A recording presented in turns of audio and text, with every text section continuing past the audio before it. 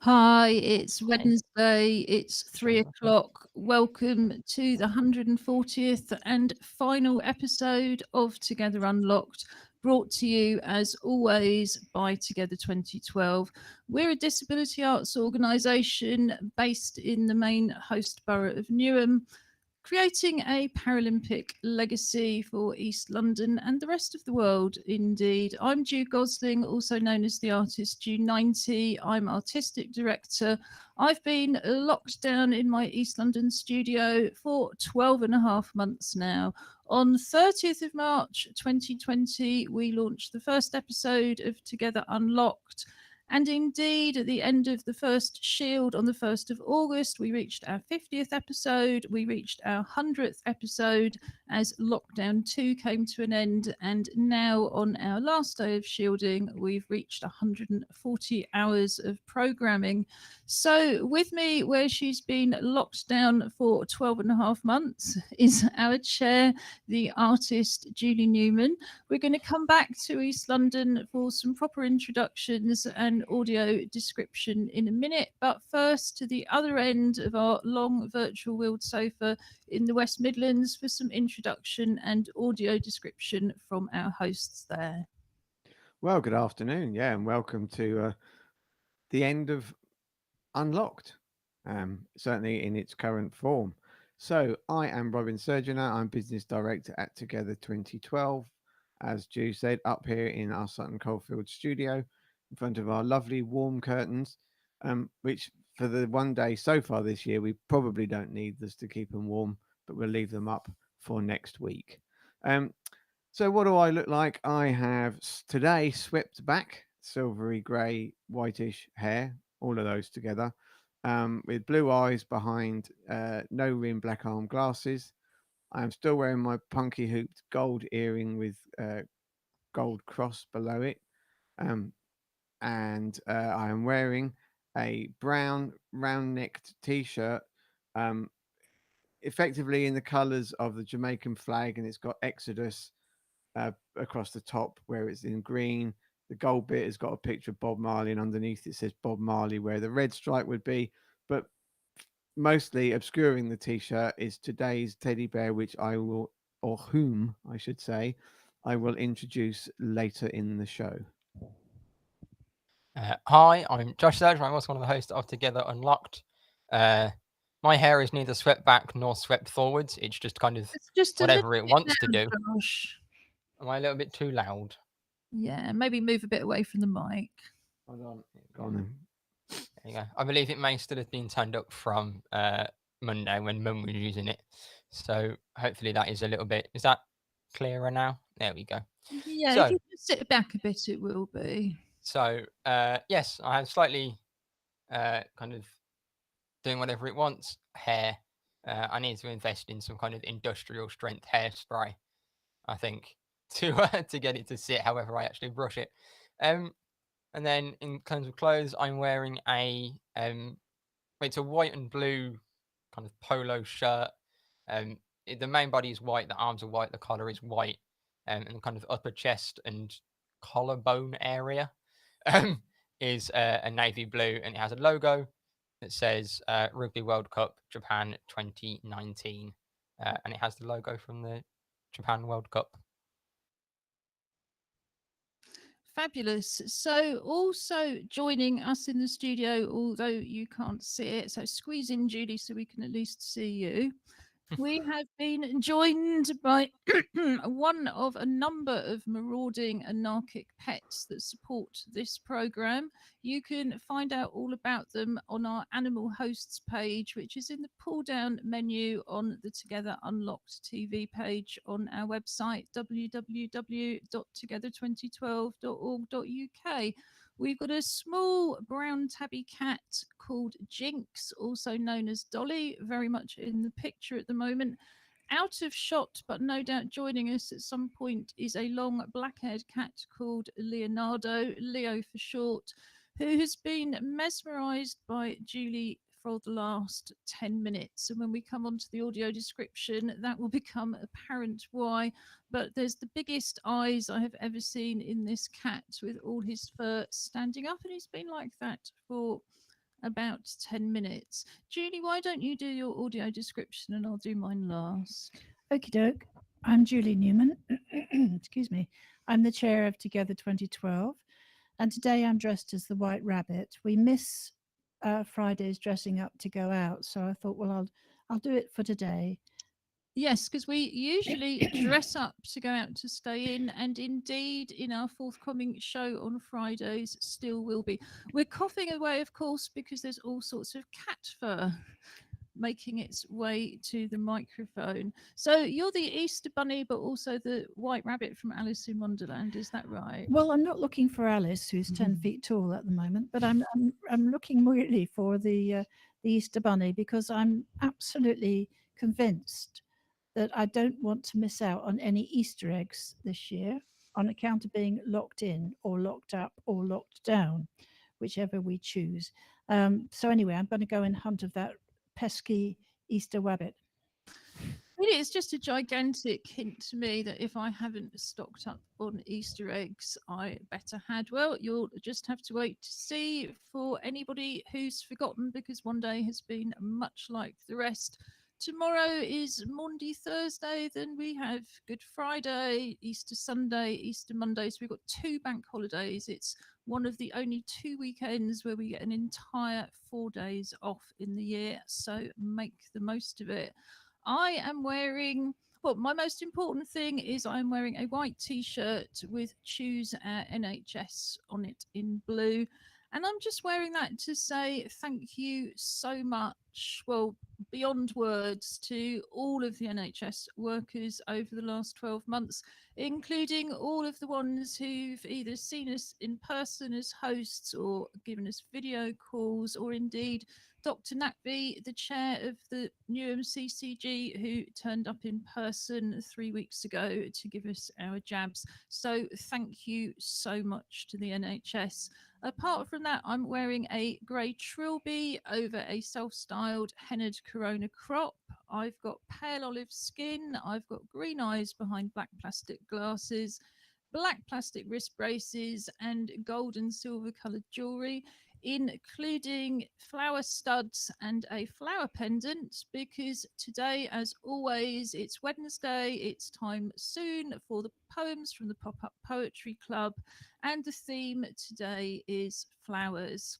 So also coming up in the show, we have Nature Walk with Merlot, the assistant's dog. Merlot and Julie's assistant's dog, Precious, have been showing us the outside world when it's been either impossible to go out or impossible to go out because of social distancing. And then after the break, well, after the break, after 3:30, we have the Clockwork Paralympics, where we compete to see whose teddy bear is going to wear a medal in this week's virtual bear hunt. We have sport and gaming from Josh, and we're going to finish, as it's the last programme of the week and also of the series, with live music from Robin. And I believe he's going to be singing his very own Corona version of We Will Survive, which is one of our Together Unlocked anthems. You can find our anthems also on their own separate pull down page on our website under Together Unlocked TV. So it's also, I don't know, it's very odd suddenly turning around and being greeted by a rabbit face, particularly when the rabbit has just put their glasses on. It's also International Trans Day of Visibility, and we can't move on without acknowledging that. I'm also a co-chair of Regard, the National LGBTQI+ disabled people's organisation. Julie's the treasurer for her sins, and we were really proud that we were one of the first LGB organisations to extend our membership and welcome trans people in, because of course there are a lot of trans disabled people out there, and some of the, well, media coverage, shall we say, in the last year has particularly impacted on disabled people. So we just wanted to touch on that a bit and acknowledge it. And I think one of the biggest problems for disabled trans people in particular has been this focus on pre and post op. as if medical, if you've had medical treatment, somehow you qualify to go into women's spaces, because it's always about women for some peculiar reason, and otherwise you don't. Regard feels very, very strongly we should be having discussions about safe places. You shouldn't have any policy that says, oh, every woman can come in because all women are safe, and no men can come in because all men are dangerous. Just seems to me to be, well, to have absolutely no place in 21st century thinking. I mean, trans women are women, so in another sense that's irrelevant anyway. But the idea that you can just tag somebody by a characteristic and say they're dangerous or safe is not only discrimination of the worst kind. I mean, I've had some dreadful experiences in public toilets in terms of bullying and harassment, and I think a lot of disabled people have. What we need are safe public toilets, including properly accessible ones, changing places. And it's so frustrating to see all of this media coverage around a tiny, tiny number of people. Less than 1% of the population are trans. And actually, if you look at the number of people who come out as LGBT in any case, it's 1% of the population. We very, very rarely, apart from in cities like London, get higher figures like that on the internet. And yet the discussion about toilets being unsafe for many women and many disabled people, and the lack of changing places toilets, that just never gets onto the agenda. So I think we need to be celebrating our trans disabled colleagues and trying really hard to move the debate on, so we talk about safety and not about discrimination. And I think the other thing that is particularly difficult for disabled people is disabled trans people can't always access the medical treatments that other people can. That's very often for reasons of impairment. You may not be suitable to opt for surgeries that require a general anaesthetic. You may have conditions that make that impossible. You might have a condition where your skin wouldn't heal if you had any kind of surgery. You may be in a situation where your drugs mean you can't take hormones. So to have this kind of emphasis on medical treatment, we as an organisation are very much based on the social model of disability. So let's just welcome trans people for who they are, and not what bits of medical paper they've got with them. We all know as disabled people that is a very, very poor way to judge anyone. Did you want to add anything, Julie?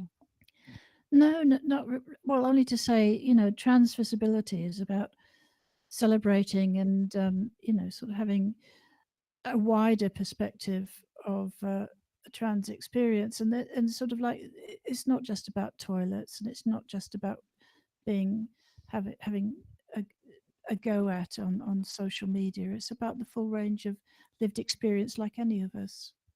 Yeah, absolutely. And I mean, one of the colleagues that we were celebrating in our Making History Together festival back in November, December was Lynn Levitt, who very sadly died almost a year ago of COVID-19. And Lynn was an incredible musician who'd had an incredible journey. And indeed, Lynn was one of those people that I was thinking about, for whom being a woman and what medical treatment she'd had was completely and utterly irrelevant. And also the idea of Lynn as a threat to anybody else, as opposed to being vulnerable to other people. But I think in any kind of safe space, whether it's about a safe space for women, for people of colour, for disabled people, we need safer spaces policies. We can't just go, everybody with this characteristic can come in regardless of their behaviour, and everybody with this characteristic is banned. I mean, like I say, this is the 21st century. But yes, I'll be putting up a link on our highlights and links page to Lynn's work. So do check that out if you're not aware of Lynn Levitt's work. Like I say, there are plenty of disabled trans people within the disability arts movement. So check out some of their work as well. And if you're one of them, congratulations. Trans Visibility Day has only just got going around the world. It's going to be a great celebration. So, sorry, I've just been distracted because unknown well, unseen on camera, the long-haired black cat is getting closer and closer as it dares to approach Julie with her very, well, actually, it looks odd when she turns and looks at me. But I've never presented a show with the white rabbit before. So, sorry, the cat's just. So, how did the pop-up poetry club go this morning, Julie? Well, it was a little bit tricky because there was a technical glitch yet again from the system, which is I've spoken to the man who runs the system for us with the telephones, and he's on the case with it, so he's getting it sorted out. Is it helpful if I just explain a little bit about the club and then you can tell us the specifics? For sure, yes, So absolutely. the pop-up, assuming the cat lets us, so the pop-up poetry club, we've been running since 2014 on a weekly basis and also occasional poetry cafes. We first had funding from People's Health Trust, and now it runs with the support of the National Community Fund and Arts Council England. We decided that we would make this club a phone-based club and not an online club because we know that so many people still don't have digital access. So we have a bespoke system, and the way it would, sorry, that's the cat knocking the camera now. The way it would usually work is that we phone you, put you onto a group call at our expense. The group starts at 10:30, just as it used to in a physical venue. People have a cup of tea, share poems that they found or read on the theme of the week, which this week was flowers. Then there's a break where people write their own poetry on the theme, and then they come back together again and share it.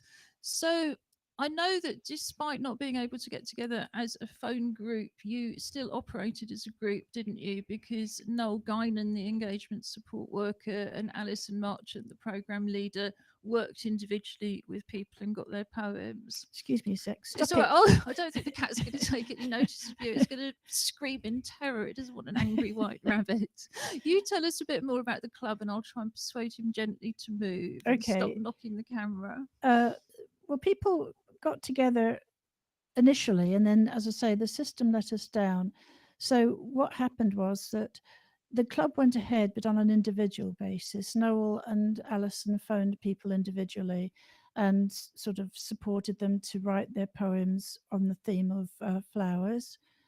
And there's the camera shaking again. And so they were able to get them written down and sent in to us via emails, ready for this afternoon. Just before I forget, next week's theme is music. Wonderful. So if you want to join in from home, we will be continuing to read poems from the Pop-Up Poetry Club on our new show, Something for the Weekend, which we'll tell you more about in a little bit. So I think we've got at least 8 poems come in despite the problems with the telephone. There's 2 ways in which you can join in with the Pop-Up Poetry Club from home. You can either simply write on the theme, and if you wish to share it with other people, send it to us at info@together2012.org.uk, or please contact us on the same email. I'll pop that up on the bottom of the screen in a minute, and join us in person. As long as you can access us, the club is free, open to any disabled person and anybody you want to have with you to support you. So this is from Pies and Malik, and it's called Back Garden. Looking through my washroom window, my garden is small and narrow. There is nothing to see in winter, as all the plants are gone forever, contrary to when spring is here round the corner. I can see snowdrops shying away, letting daffodils making its way. Bright yellow dandelion is springing up, challenging the daffodils growing up. At every corner of my garden line up with tulips red and golden. Perennial plants are emerging, inviting bees and birds to sing among the rows of roses. Sweet-smelling fuchsias and nemesisias. I can see the jasmine is still budding, fresh green and proudly hanging. That is why I stay longer in the washroom, gazing and feeling happy to see the flowers bloom. That was lovely, Pizer. And I think there's also something quite poignant about only being able to see your garden through a small washroom window. So, Julie, I think you've got one of Dawn's. I think we're going to treat ourselves to your very own one last, I think, today. Thank you. This is from Dawn Barber and it's called The Perfume. The last drop of water drips from the rose. Out comes the sun to dry it. The perfume lingers all around to bring peace to the garden. What a lovely thing one flower can do. Oh, that's lovely, Dawn. And it reminds me, I think last Monday we were looking at some nature photography and I showed a picture of this single freesia that comes up in my garden every year. And it really reminded me of that when I thought about it.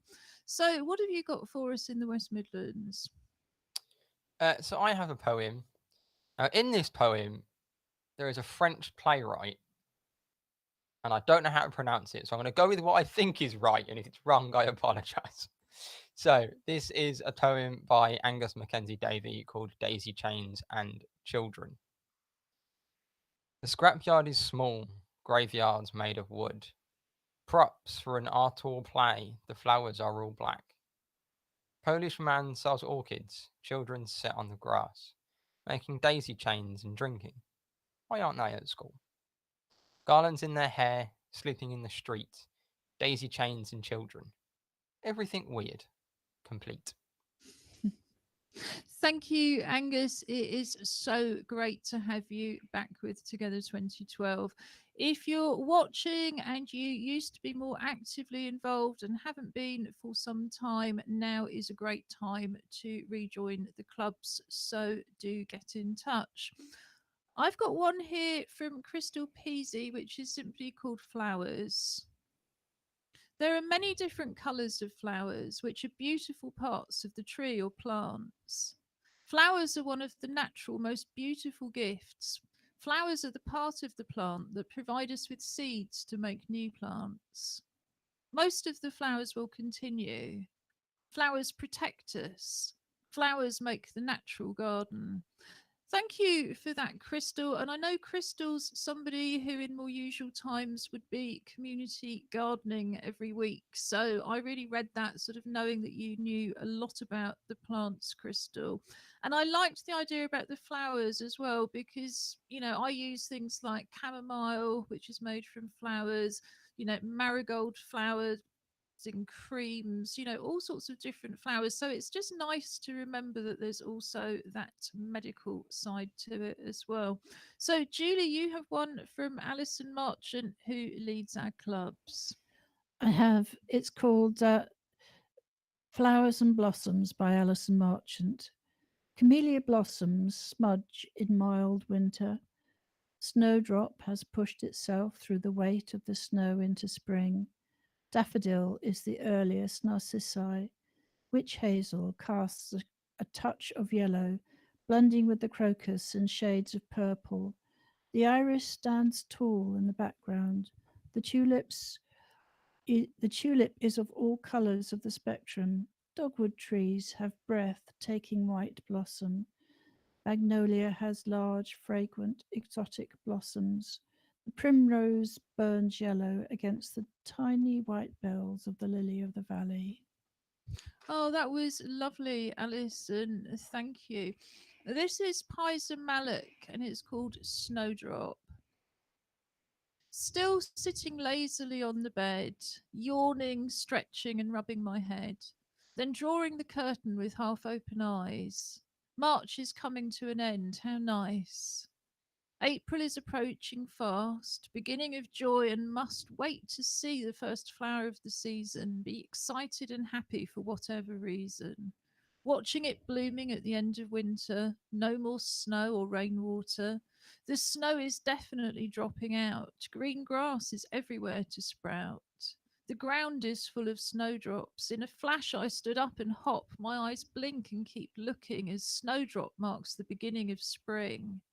The first flower is appearing, pure white, cute and looking innocent, symbolizing sympathy and consolation. It also symbolizes hope and wishes that COVID-19 soon eases. Thank you for Pizer. I think we all share that sentiment. And again, I love the idea of being woken up properly by flowers.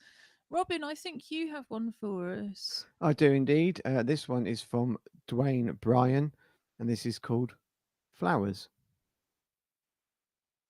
It's springtime now, and the flowers bloom, and the trees no longer are bare. I get hay fever sometimes, and sometimes my eyes water and my throat itch. But the trees are rich. All types of trees and flowers blossom, from roses and sunflowers. The sun shines softly, and there's a slight heat in the air. Close to summer, yes, we are, but spring is here, and we're enjoying it while it's here. Thanks, Dwayne. Beautiful words. Yeah, thank you, Dwayne. I do miss being driven because I'm not able to go out without support anyway. But being driven past the little corner of Stratford Park on the way up to Vicarage Lane Community Centre to do poetry with Dwayne. But now Vicarage Lane is a testing centre. We are currently an online only operation, and even Dwayne has moved home. So good luck with that as well, Dwayne. Julie, last but by no means least, we always love what you managed to, and just gasp at what you managed to write in the space of half an hour. So let's finish with your contribution today. Thank you, Jew. Flowers. I couldn't think of a title, so I just called it Flowers. I looked out of the window in the bright spring light, and the garden had changed, transformed overnight. Where once the shrubs huddled against the day, the leaves shone bright, and the colours were gay in the promise of much to come. Looking ahead as I gazed at the beds of dark earth, the heads of green buds peeped through with the birth of young plants heralding spring. The lengthening days bring light to break the winter gloom. The warming rays give a glimpse of the summer sun. Looking again, the flowers showed with bright, brave faces, flashes of colour where once there were spaces. Say farewell to the long winter nights, too cold to dance in the light of the moon. Now we can rejoice, prance, and welcome the songs of spring. Thank you, Julie. It's such a lovely way to end this phase, isn't it? You know, it's the last day of shielding. The sun is shining. Well, actually, it's not in London, but it was yesterday. So, a little bit of poetic license there. We're all celebrating flowers, positivity, hope, and spring. And as I say, the Pop Up Poetry Club will be back along with the art club in our new show, Something for the Weekend. Also, coming up soon, we have the Clockwork Paralympics, and we will be continuing with the Clockwork Paralympics because, hey, we still hope that the Summer Paralympics are going to take place. And then we have the Winter Paralympics coming up in less than 12 months. But for now, we're going to take our last virtual nature walk with an assistance dog. We started this last April because although I have a backyard, which I think Julie's poem was about, which was rather lovely, yes, it's not very big and it's not possible to socially distance. So, really, it's easier for us to look at the garden from inside. So, we sent the assistance dog out with a camera, and we've continued that as Steraplergia and Hannah Facey from our associate drama company, Act Up Newham, are now shielding in Norfolk. Merlot has taken us for a walk in Norfolk. This is actually a walk from 2 weeks ago where all the flowers are coming out in the woods. And we thought, as a final walk, as they weren't able to do one today, this was very, very suitable and fitted in very well with the theme. So, Julie's going to do a little bit of audio description. And when I first get the shot up, and then I'll start the video.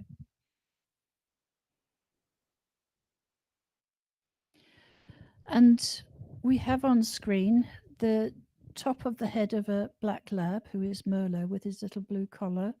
He's looking ahead through some trees, a small wood, towards a field. The sky is blue and fairly cloudy, but still there's a lot of blue there. And to the side, on either side, there are trees which are still bare of leaf.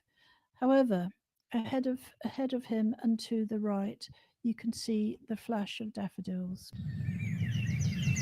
And Merlot's going straight past the daffodils, looking back at his people, who are telling him it's fine, go ahead. So he's having another little think, another little look, and he's looking at the leaves on the forest ground. There's some green there. Oh no, here come the daffodils. And there goes Merlot. And there's the cable housing, and there's some more daffodils. And there's some more daffodils, and there's some more daffodils. Indeed, the daffodils abound. And Merlot's going straight up to them, and then he's going past and round the back of the bench.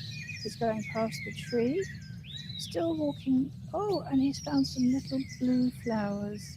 They're not crocuses, they look like snowdrops, but they're not because they're blue, and I don't know what they are. I don't think they're aconite either. And he's trotting along again through the forest, through the leaves, around the trees, and he's looking ahead. He's looking at the bushes and the grass ahead of him, and his people behind him. And he's having a little adventure all on his own, I think. He's wandering past the daffodils. He seems quite interested in them. But he's not really sort of staying long enough to sort of sniff them in any way. And that was the end of Merlot's piece today. Yeah, that was a very fitting one to end on, and it's just been lovely for us to see those seasons change in Norfolk. You know, we've gone right through the autumn, the snow of the winter, and now all of the flowers blossoming in spring. And thank you so much for all the filming you did with Precious as well. We certainly won't be dropping pet cams because, as well as our new usual weekly show, something for the weekend, we will also be producing more one-off pre-recorded shows. And like I say, there's always going to be a place for pet cams. But it's just been wonderful. I know people have said to me how much they enjoyed seeing things changing in my yard as well, Julie. So although it's not as picturesque, you know, it's been very much appreciated. And you know, particularly, of course, people like Hannah and Starrett and Merlot were indeed spent the first few months and the first lockdown on a first floor, yeah, with a balcony, and didn't even get to go out. So we're so pleased that you've been able to enjoy all of that in Norfolk. So next we introduce our Clockwork Paralympics, which, like I say, with the summer and winter Paralympics coming up, we will be continuing in our new show. We also support the International Virtual Bear Hunt because we have medal bearers. Well, we each have a medal bearer, and whoever wins this week's Clockwork Paralympics gets to put a medal on their teddy bear. We have just one gold plastic medal commemorating 2012. The Surgeoners, being Paralympians, have a house full. So, but we have more teddy bears, so we like to make it up that way. And our teddy today is Lily, the lesbian, who is about as close as we could get to an LGBT bear for Trans Visibility Day. She's a sort of pale honey colour with a white t-shirt that says lesbian on it, and what was a rainbow wristband, which is now around her neck. So Julie's going to hold Lily, the white rabbit holding the teddy, who is competing for Birmingham 2022. Well, this is Howard the Harrods bear, who is a golden teddy with a green silky. I think it was originally a bow tie, but this teddy is about 15 years old, so it's been untied and retied. So it's now more of a knot with some bows on it rather than it being a bow tie. And yes, that is our teddy for today. Wonderful. Yeah, I think the oldest teddy we've had on the show has been about 55, 56. And then I got all these complaints that it was grubby, put my poor pink Ted. So it retired in disgust. So the way we play this is we race Clockwork toys. I film the race. The West Midlands choose their own competitor. If you want to join in from home, choose the right side or the left side of the screen before the videos start. Today, in honour of Easter, we are racing clockwork bunnies. So I'm going to pop it up on the screen. Josh is going to do some audio description and then we'll start the race and Josh will be commentating. So before we get into the audio description, we'll just say that we've picked the right-hand side of the screen for today's competition. So for audio description, on the left-hand side of the screen, there is the white wall with a kind of patchwork style quilt or rug blanket hanging up. I've got a blue kind of mosaic floor with different shades of blue and kind of aquamarine green. Bright green banisters with a wood, I always say wood, with a rope along the bottom, nice orange cat bed, and then some bookshelves with lots of books that are kind of red and orange, and there's a bit of blue and kind of yellow on there as well.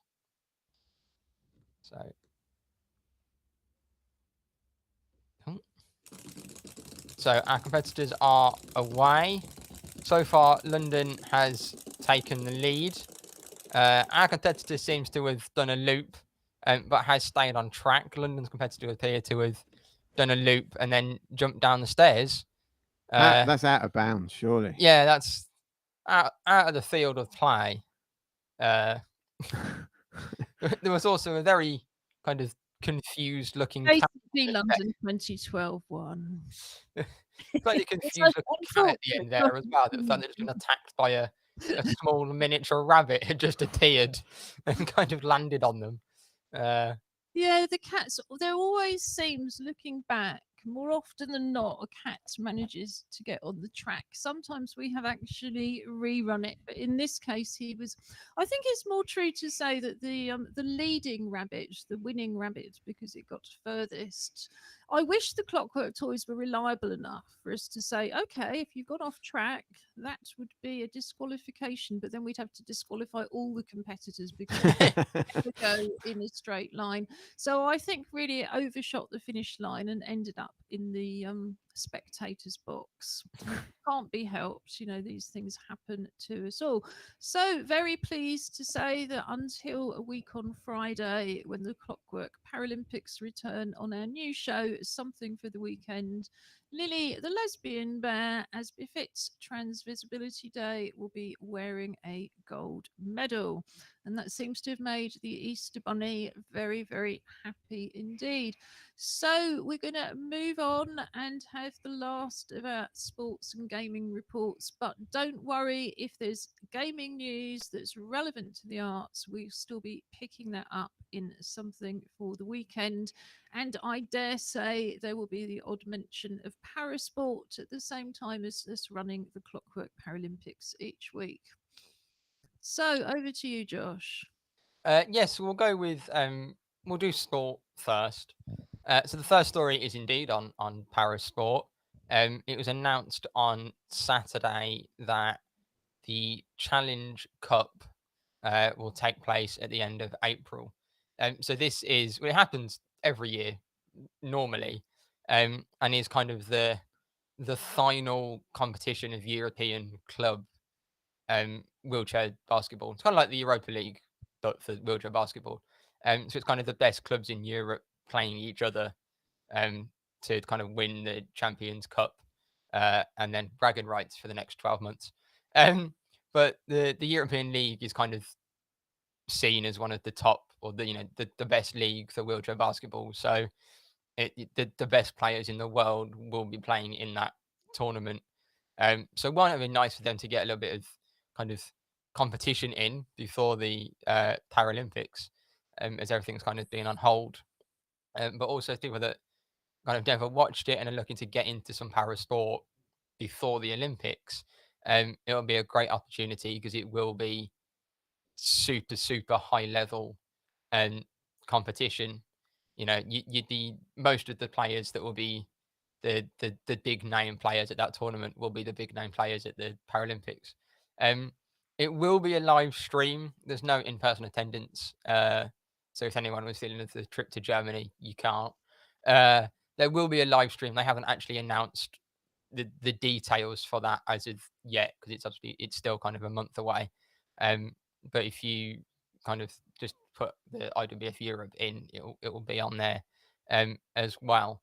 And then the other two sports stories kind of link into each other, really. The first one is that I think it was last week, a report came out in a newspaper that I'm reluctant to link to, but I saw it popped up through some sports channels. But thankfully, the article was rewritten in Sport Birmingham, so I've used that link instead.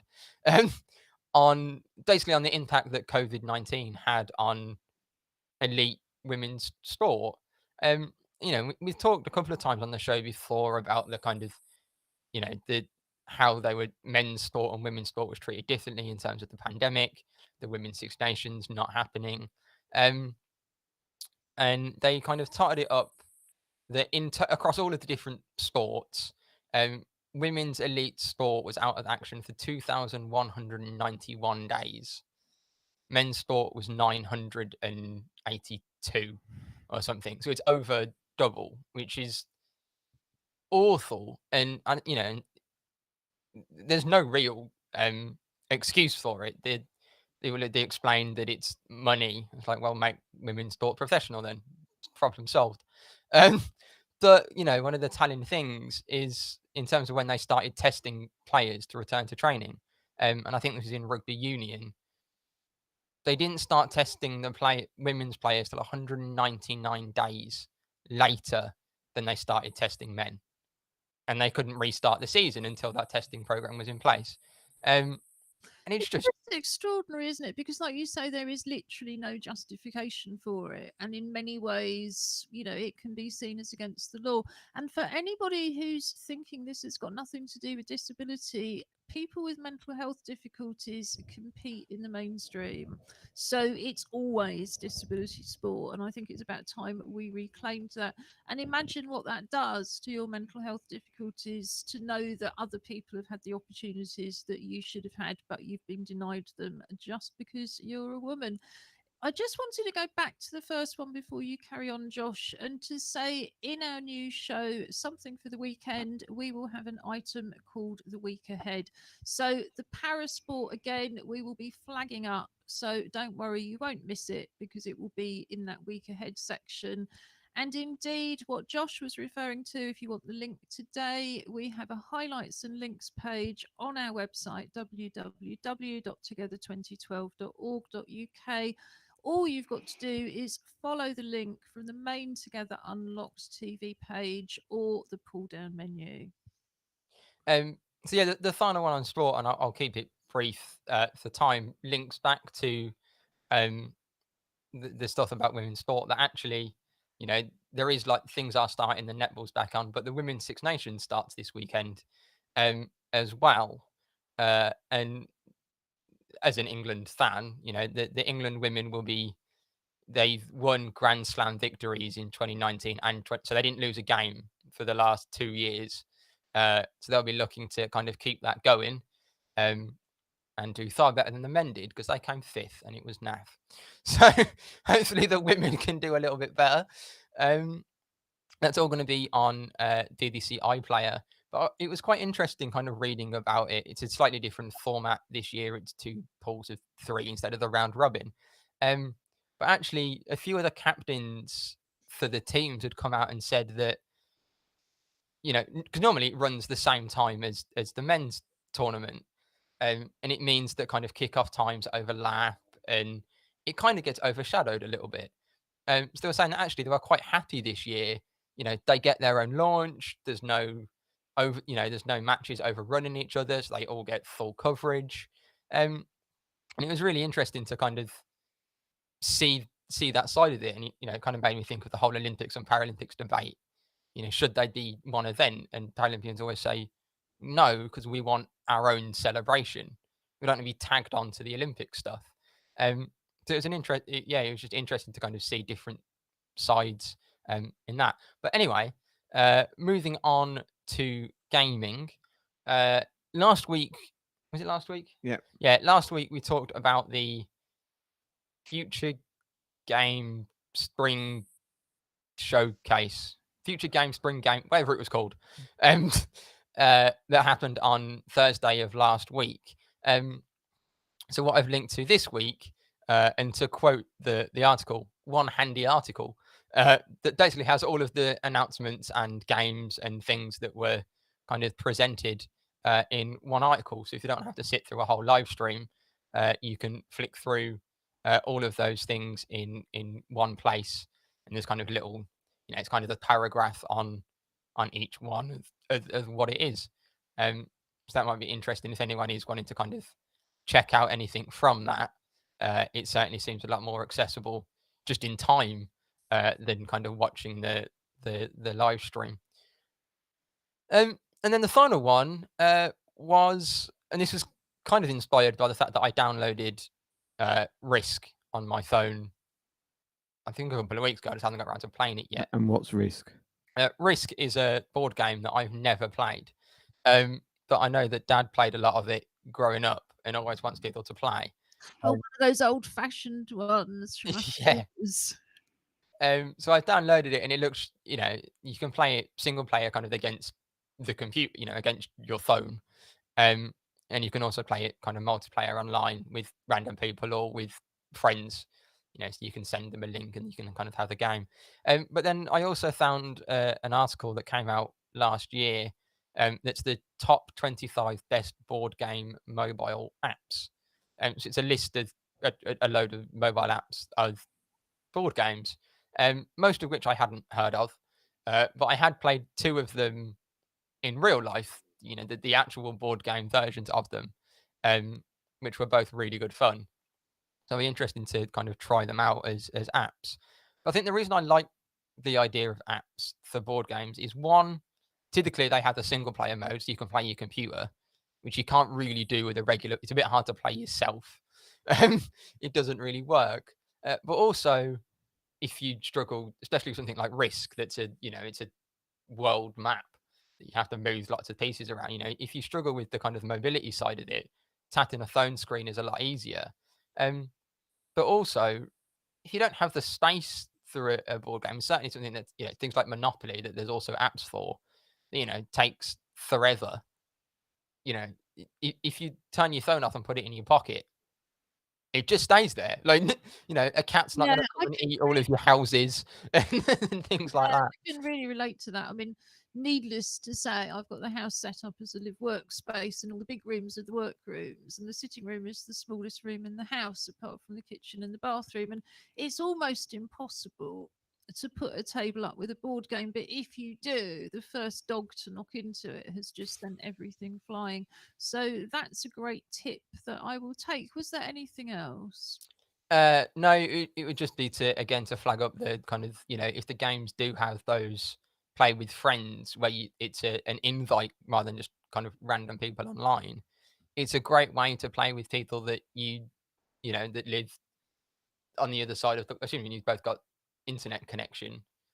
I know lockdown's in theory coming to an end, but I think that's probably a good time to say one of the reasons we will be back with another show is that lockdown may be ending, but in reality we're still going to be shielding, and we know many of you are.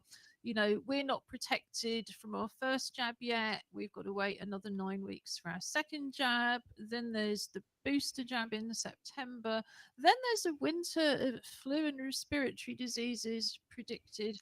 And then the COVID-19 vaccine is only 80% effective. So if you're genuinely extremely clinically vulnerable, the official government advice is still to work from home for tomorrow, still to socially distance, and to limit your social contacts as much as you possibly can. Looking across Europe and the situation in Brazil with other variants developing, that situation is not going to change anytime soon. So I just also wanted to say we have decided we will keep our club's program online for the rest of the year.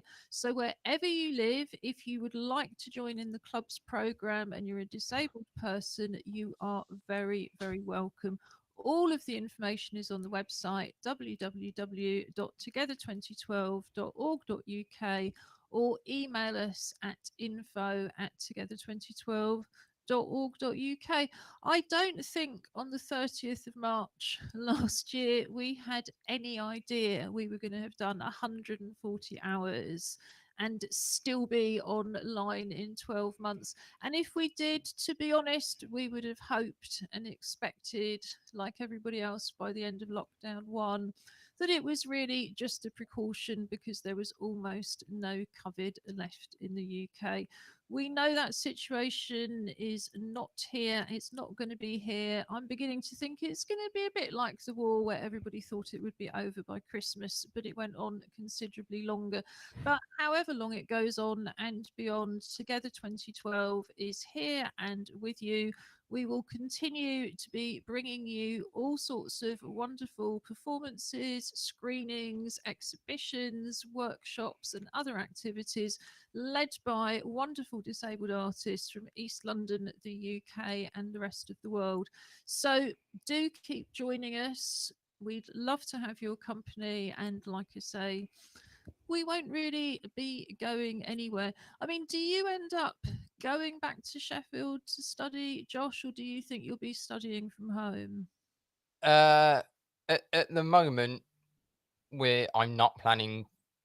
We're still planning kind of remote stuff. Simply because any of the work that I would have to do in Sheffield, is kind of intensive, invasive stuff with taking people's sweat and blood and wee and all sorts of things and getting them to work very hard. So yeah, trying to get that through ethics in a pandemic is not going to happen. So we're sticking with kind of remote research for the foreseeable future. And I think. I keep looking at keep finding flats in Sheffield, but it's not happening. It just sounds like the hint, doesn't it? Well, I think we know again in the last 12 months, not only have many students moved home, many workers moved home, and many disabled people moved in with siblings, partners, friends, or children because of lack of social care support. You know, I think in both houses here, it's gone relatively well, hasn't it? Julie and Josh have to pretend that they wouldn't want to be in their own homes at all. They love to be with us. And I can say quite sincerely, lockdown would have been just awful if you hadn't been here. For anybody who's been enduring it all on your own, we hope that you've enjoyed coming into our homes, and again, you are going to continue to be welcome. We're back next Friday. Did you have, because we're going to finish with one of our Together anthems, We Will Survive. The lyrics, as I say, are on the pull down menu if you want to join in from home. Given the latency, we're going to try not to join in from home here. But Julie, did you have some final words for this 140th and final episode of Together Unlocked before the world is unlocked, but only with the door open very slightly? I think I'm proud of Together 2012. All the people who have been part of the show, sort of directly, indirectly. When we had our festival last year, I thought that was a wonderful achievement. And our regular participants who just stick with us through thick and thin, so to speak. I think the guys make it worthwhile. They make it okay to do 140 shows, especially dressed as a white rabbit. But I think sort of like I'd like to thank everybody for their support and their enthusiasm over the last year, particularly. Yeah, and I think particular thanks, of course, goes to the whole of the Surgeon family. Robin, Josh, Patton, and Tracy, who've all contributed both in front and behind the scenes. global real-time captioning have been with us since last June, mainly the wonderful Julia Jacobi, but also Katie Ryder. It's just been fantastic to have them with us, and they will be continuing with us for now at least. We had regular content for the whole of the first 6 months. Act Up Newham, our associate drama company, were contributing a film every single week, and they're going to be creating some performance videos for our new show, Something for the Weekend. So just finally, thanks to the funders, Arts Council England, National Lottery, Community Fund, and the London Community Response Fund, who've paid all of the additional costs of this stream for the last 6 months. So we're going to go over to Robin in a minute to finish with a rendition of We Will Survive. I just finally wanted to say we will have a performance slot on each one of the new shows. So if you are playing a new song, you have a dance piece, you've made a film, anything, please let us know. We would love to showcase your work. And if you'd like to come on and talk about a project, or you'd like to plug something in the week ahead slot, just contact us at info@together2012.org.uk.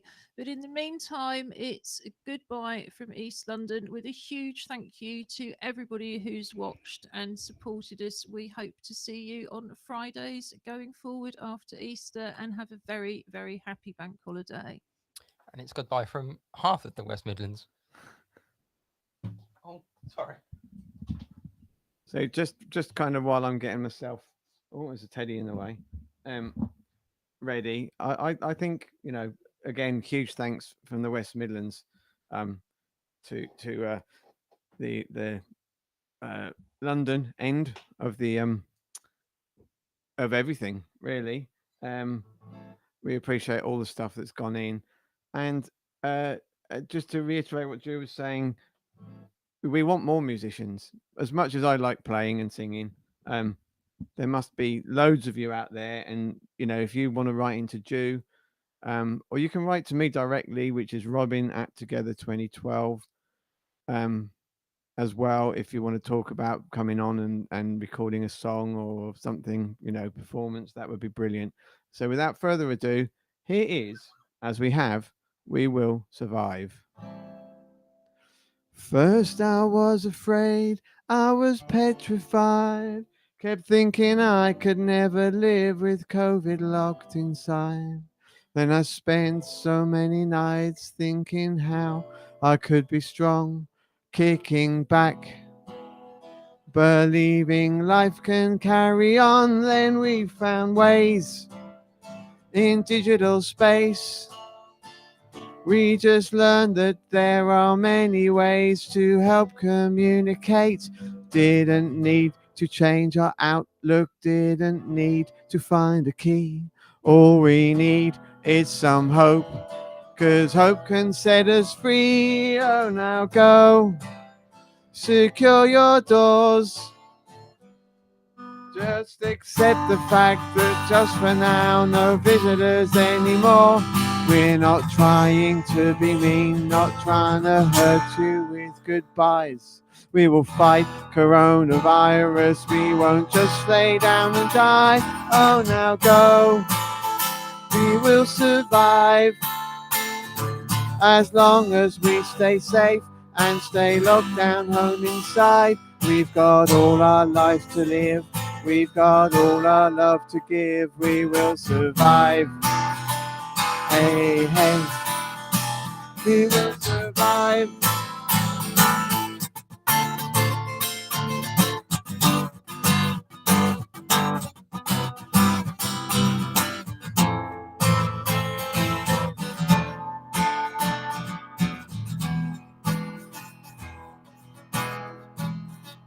Let's use all the strength we have not to fall apart.